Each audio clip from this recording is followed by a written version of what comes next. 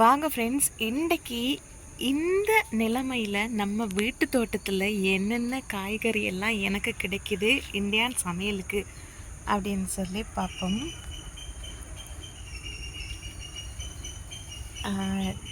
இங்கே பாருங்கள், இந்த கெக்கரிக்காய் இன்றைக்கி சொதி வைக்க போகிறேன். கெக்கரிக்காய் அஞ்சு கொள்ளுவோம்.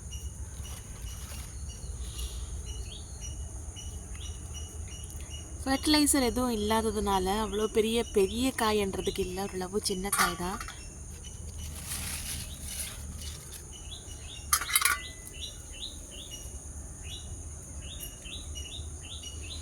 போஞ்சியெல்லாம் இப்போ தான் குட்டிக்காக இருக்குது.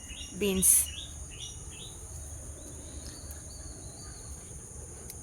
குட்டி வெண்டைக்காய் ஒரு ஆள் நிற்கிறார். இவரை வச்சு ஒன்றுமே பண்ண முடியாது.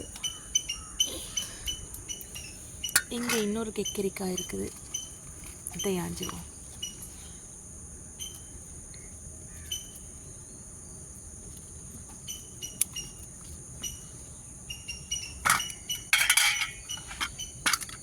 அப்புறம் கொஞ்சம் பச்சை மிளகாய்.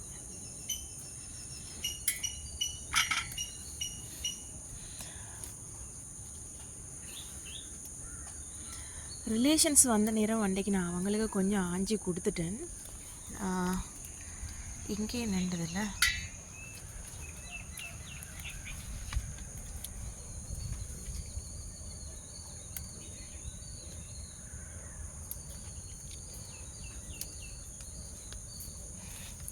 இங்கே சூறாவளி மாதிரி அடிக்கிற காற்றுக்கு மரமெல்லாம் ஒரு பக்கத்துக்கு சைட் ஆகி நிற்கிது.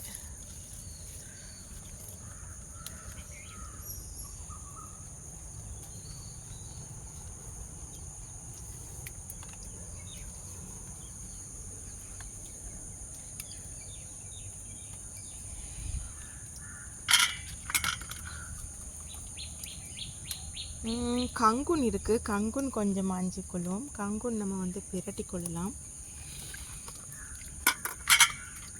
இன்னும் பச்சை மிளகாய் இதுலேயும் இருக்குதா? குட்டி இது குட்டி பச்சை மிளகாய். இது நம்ம இன்றைக்கு தேவையில்லை, பிறகாயிரும்.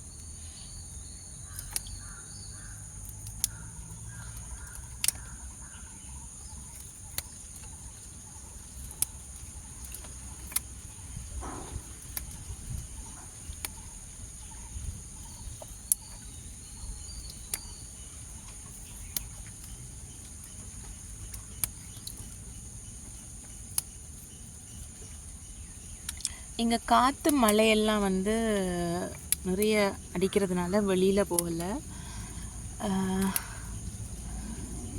அதனால் நான் வீட்டிலே வளைஞ்சிருக்கிறதுலேருந்து எடுக்கிறேன்.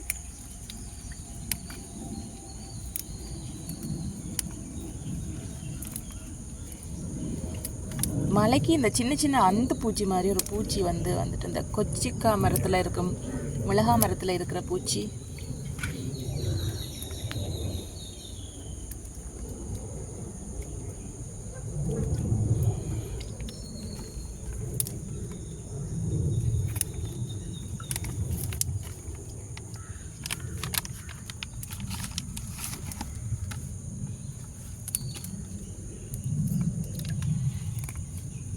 நிறைய பேருக்கு கங்கூன் கீரைண்டா என்னன்னு சொல்லி தெரியாதுன்னு சொன்னீங்க. இதுதான் கங்கூன் கீரை.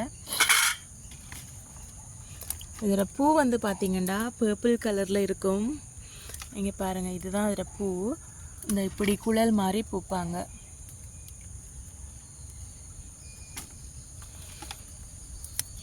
இதை ஆய தான் அது கப்பு விட்டு நிறைய கந்துகள் வரும். ஆயாமல் விட்டோம்னு சொன்னால் முளைக்காது. கங்குன் கிடச்சிருச்சு.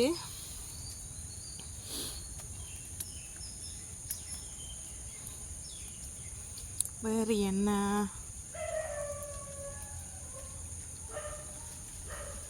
ஒரே காய் தக்காளி நிற்கிது. இந்த காய் தக்காளியை ஆஞ்சிருவோமா அப்படின்னு சொல்லி யோசிக்கிறேன்.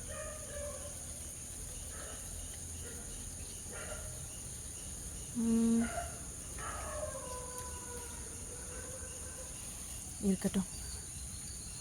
வேறு என்ன சமைக்கலாம்? கங்குன் இருக்குது, இது இருக்குது, ரைட். இது எவ்வளவும் போகுது நமக்கு. இங்கே இன்னும் கொஞ்சம் மிளகாய், நீட்டு மிளகாய் நிற்கிது, அதை 5 ரூபா.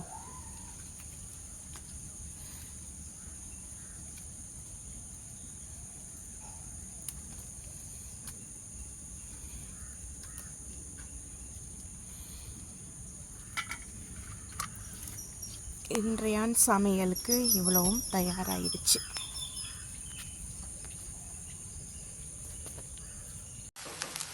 கங்குன் பிரட்டி, முட்டை போட்டு கங்குன் போட்டு பிரட்டி இருக்கு.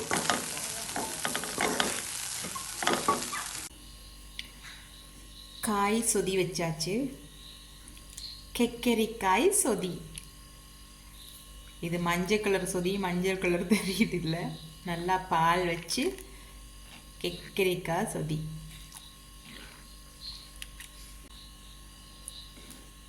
ரெண்டு கொதி விட்டதும் இதை ஆஃப் பண்ணிடணும். அப்போ தான் சொதி நல்லா டேஸ்ட்டாக இருக்கும். பாருங்கள், கெக்கரிக்காய் எப்படி கண்ணாடி மாதிரி இருக்குது அப்படின்னு சொல்லி.